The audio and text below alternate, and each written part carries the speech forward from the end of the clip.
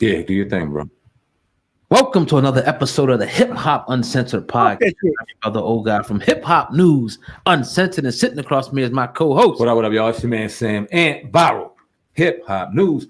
We in the building for another edition of the Hip Hop Uncensored podcast. We got a special goddamn guest in the guild this afternoon. Let's go. We got our man AJ Johnson on the podcast. How you doing today, family? Man, what's up? How y'all doing, man? I'm chilling. What's going on with y'all? Good, man. Happy to have you on, brother. Know you got some things going on, so we ain't gonna hold you too long, but definitely appreciate you coming on, man. Love to have the OGs on here when we get to have them on the podcast, man. Thank you for being here, brother. I'm glad to be here, man. You know, y'all brothers doing y'all thing. I've been listening to y'all, man. So, you know, it's all good. Appreciate that, man. So, how you feeling, man? How you doing? You out there in the cold, man? You about to get working? What's going on with you right now? Yeah, man. I got 2 shows tonight, man. But I've been up since like 12 a.m. LA time. You know, so yeah, I'm tired, man. I've been flying all day, all night, man. You know, so I'm gonna do this and then go to the room and get me some sleep, man. I got 2 shows tonight I got to take care of, and then after that it's back on the plane to LA. Indeed, that's great, man. Could you take us back though, man? I heard you telling a great story about comedian Robin Harris, and you were telling that story about how he kind of got you primed and ready to, you know, get to where you're at right now. Could you just briefly tell us that story, if you may? Yeah, we was doing House Party 1, and I had a Jerry. That's when I had my Jerry curl.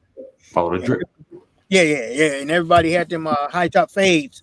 So I wasn't really in the movie business, but I was into talking about people. So they was talking about my Jerry curl, and I was fucking a high top fades up. And the director, he overheard us, and he asked me, "Have I ever done that on camera?" I said, "Then what?" He said, "Talk about people." I like, no. He said, well, we got this part where Robin Harris come through the party and just bagging on everybody. He said, we want you to go against Robin Harris. I'm like, cool.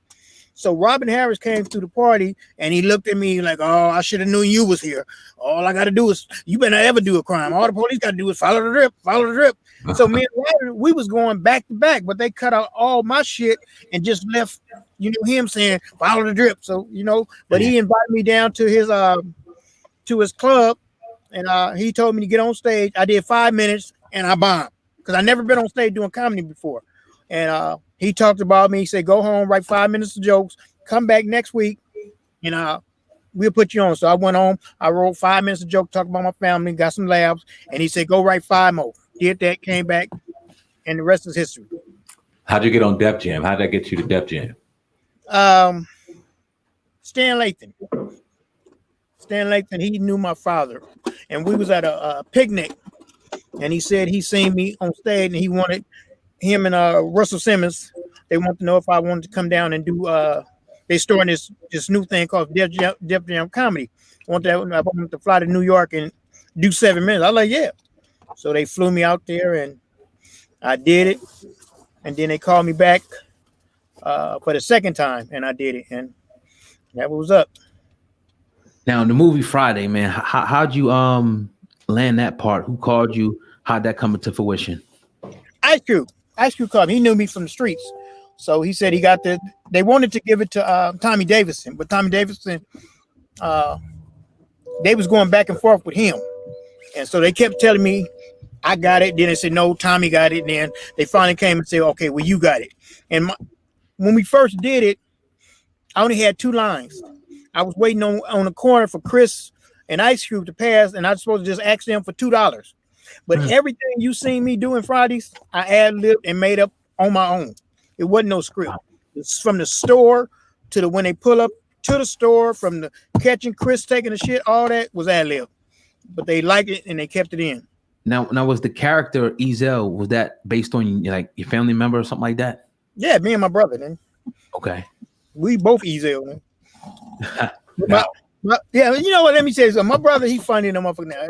He was fucked up. I was fucked up, but we on the straight street now. My brother, funny enough. Peanut, love you, boy. He doing comedy now, so we both straight. Dope. Now, how's you and Ice Cube's relationship now? No, with some drama. I don't even know if it was drama, but after Friday, you not getting on Friday or next Friday and stuff like that. How are you and Ice Cube now? I don't really have nothing against Ice Cube. I was mad at him at first, but it's his money, his movie. So, I mean, if he wanna, he's supposed to do the last Friday where everybody come back. So we just trying to see if he gonna invite everybody back. So I'm just waiting to see if he gonna do it and let me come back. So now, didn't he on one of the Fridays he give you like a verbal agreement and kind of broke that verbal agreement? Yeah, he shook my hand, told me I was in it and everything. So we had the money, the amount of money I was getting, everything. He shook my hand and said okay, and then like 3 weeks later they were shooting. Okay. And I didn't hear nothing else from him. Wow, and you went down to the set and he pretty much, blocked I out. went down to the set and they said I'm not allowed on the set. So he had me bored for the set. Now, working with Master P, I got the hookup 1. I got the hookup 2 came out maybe 2 years ago now. Damn, it's crazy. Maybe a year. How was that working with Master P? Well, the first one was cool. The first one was cool, but I don't know what happened with the second one. What you mean? You didn't like? Go ahead, bro. Yeah, I don't. If P would have stuck with the script like he did with the first one, it would have been cool. But like I said, just like with Ice Cube, that's P money, that's P movie. He can do what he want to do with it. I can't say nothing. But I wish he would have stuck with the script like he did with the first one, with me and him in the second one. But I can't tell him what to do. Now, was it an issue with the edit, or was it an issue with the actual how y'all recorded it? Like, where was the issue with you with the second one? The issue with the second one that he tried to put too many people in it, and everybody in it was trying to out funny the next person. Gotcha. It's like one person crack a joke, and then the next one was like, "Well, my joke gonna be bigger than your joke." Then the next person like, "Well, my joke gonna be bigger than your joke." So they was all trying to out joke each other, and they lost the movie. Everybody just went off script, and So the situation with Master P was being too nice in your opinion? Yeah. Gotcha. You should have just stuck with the script, and about cell phones. By the time the end of the movie, it was the bitch lost her pom poms. I don't know what the fuck the movie's about.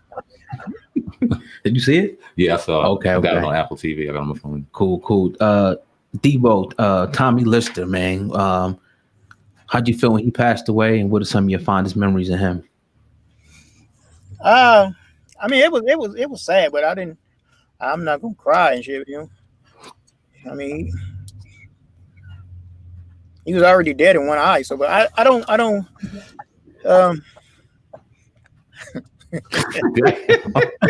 know I didn't just say that, right? Yeah, with the fucking laugh. I don't know what to laugh with, you know what I mean? I mean, he should have saw it coming though, but I don't know. No, my bad, man. I shouldn't have said it. No, I mean, it's a sad thing, but you gotta go. We gotta go. Everybody gotta go. Your father, man, Black Stuntman's Association. When I read that, I was shocked that there even was a Black Stuntman's Association. I thought that was so dope. Can you talk about that? Your father and forming the Black Stuntman's Association? Yeah. I mean, he gone too, so. Everybody gotta go. He gotta go. Robin Harris, he gone too, right? Yeah. But my father, he because white men used to paint their face black and do black man stunts, and my father got tired of that, so he grabbed like 7 or 8 of his friends, and they started doing the black people. They started doing their stunts, so he formed the Black Stuntman Association. So, and he got the award for it. So, something about his last movie. What was his last movie? I heard somebody say something about that. I don't know, this nigga here. Harlem Nights. He was a guy with the little gun, and okay, I saw himself shooting that little gun. Mm-hmm. Yeah, that was my pops. That's dope. He shot his last gun. But I shouldn't have said that too. Yeah, but that was him. He the one got me really started in the business. So, yeah. Now, I'm sure this is probably true because I heard you say it, but if you could just iterate for our audience, Suge Knight, is it true that he pulled a strap out on you at some point during your career, something involving Easy? Don't ask me this. Suge Knight whooped my ass again. What happened? I mean, what happened is I did Dre Day video, and I dressed up as Eazy-E. And I guess Easy seen the video, so Easy came to me, and he was like, "AJ, man, everybody think that's me in a video. He said, man, you got to do my video to show people that wasn't me. I'm like, cool, because I don't have nothing against Ruthless or Death Row. I'm a comedian. I'm trying to keep my cable on. Mm-hmm. So he said, well, here, I'll give you X amount of dollars if you do it. I like, cool. So we shot the first part of the video, and Suge got word of it. So he called me into his office. He was like, man, you can't do easy video. I'm like, man, I'm a comedian, man. I need this money. And he went in his drawer, put a gun on the table. And I looked around the room, and it was like 15 niggas in there with all red shirts on. I won't do the video. Word. So I had to give RSJ the money to finish the video. So, and that's what happened. I'm not gonna shot over no video. Right. Man. Huh? What were you saying? Go. What were you saying? I ain't finna get shot over shit, matter of fact. I fuck that. Eat. Ain't got time to get shot. No. So yeah, but he told me I couldn't do it, and Easy was like, well, you gonna let that nigga punk you? No, I'm gonna let that gun punk me. All day. Talk about real quick, man. We ain't gonna hold you too much longer. Comedy, man. What comedy? What'd you say? Crazy. Talk about comedy, man. Talk about what? Comedy. Where's comedy at with you right now? Obviously, you doing your thing. You ain't giving a fuck, but comedy's been watered down a lot recently with the political correction. It's like comedy ain't what it used to be, man. You know, comedy ain't what it used to be. It's like back when I first started, you had to go work. You had to go work to get a name for yourself. You had to go into bars where dudes, white boys with big ass cowboy hats blowing smoke in your face. You know, you had one mic and it was like one person in the audience. You had to make that person laugh. You know, you had to drive like an hour to get $25. But then these new up and coming comedians coming from Wild and Out, they sit up here getting $20,000, $30,000 for 30 minutes. You know, it's making it hard on me. So I gotta accept now what $7,500 to do 3 hours. No, I ain't doing that. So and then some of these comedians, they not really comedians. They just comedian actors. So they think they can take their act on stage and do comedy. You can't do that. Just because you know how to nail a goddamn board in a wall, that don't make you no goddamn construction worker. You just know how to nail a goddamn board in a wall. You gotta work to be a comedian. Anybody can tell a joke, but do you got material? And that's what I'm telling these young comedians, man. You can't get up there and just do no joke. You gotta live for this. So with that being said, what do you think about somebody like Kevin Hart and Tiffany Haddish? I love Kevin. I like Kevin. Kevin got Tiffany back. I love it. Tiffany, she hold her own sometimes, but then sometimes she do fall back on Kevin, which that's her big brother. She should.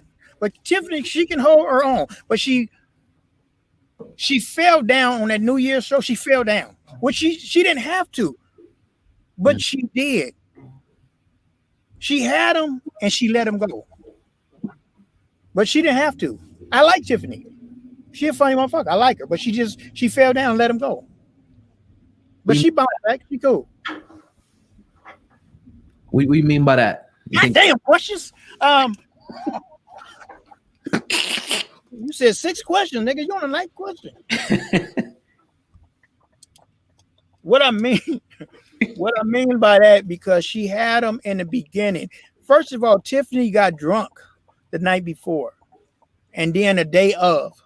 You can't go on stage drunk unless you can handle that. I couldn't go on stage without being drunk. I drink on stage. I don't drink now, but before I used to drink on stage. That's the only way I can get on stage being drunk. Tiffany, she was nervous, so she had a drink, and she got drunk, and it fucked her shit up. She was drunk as fuck. She thought she was at a goddamn pool party. I don't know, but it fucked her up. So that whole New Year's thing just, it was a bad look. Watch the nigga. What you mean by that? Nigga, what the fuck? Nah. We appreciate you, my nigga. Go take your shit, man. You too, my nigga, buff ass dude. Drop your social media handles if you feel like it, bro. Nigga, you bought a shirt with muscles in it, nigga.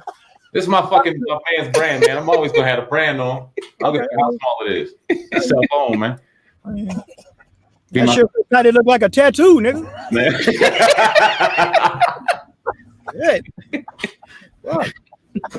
You look like you grew into that shirt, nigga. I did. It's my son's shit. All right, dog. Hey, I gotta go, man, because we about to go do the show, man. But thank y'all for having me. What?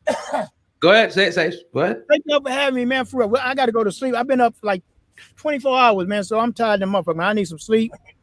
Understood. And, y'all niggas look like y'all filming this shit in an alley. Nice own building, my nigga. You look like y'all broke in a high school, niggas. So hurry up. Oh man, appreciate you, bro. All right, bro. That nigga want to say something so bad. Say something. I mean, you got plenty to fucking talk about now. We could have been asking you questions, my nigga. We need this time.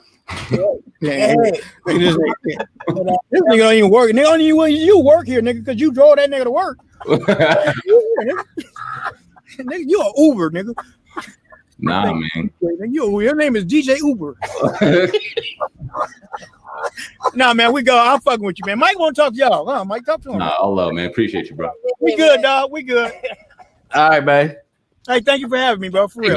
Drop your social media real quick. Nah, that nigga don't need to drop shit. Good, man. Peace out. This nigga here. Yeah, bro, I did catch feelings. Yeah, you catch your feelings like a motherfucker. Nah, man, I gotta get to my organ, man. It's like he wasn't in the fucking the second Friday. Yeah, what he at? Man, the motherfucker. Got on your nerves, huh, nigga? I picked your nerves, nigga. Buff ass little shirt ass nigga. We appreciate you. He's there with a 3-year-old body.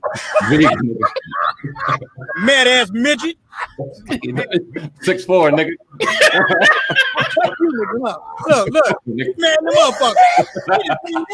That nigga holding the mic like that. Hit himself all in the fucking head with that dude. All right, man, we ain't got. All right, man. Be safe out there, brother. Be safe. Peace. I still got a beeper, nigga. I ain't got all this shit. The motherfucker going to beat me, nigga. 1-800 for show. Yeah, next time you come to the city, I'll Uber you in, brother. Come on in. You come to the city. I know you will, nigga. All right, get some rest, man. Peace, brother. Appreciate you still ride around in a station wagon, nigga. All right, man. Come on, man. Thank you, bro. All right, brother. All right, man. All right, I'm out. I'm out. All right.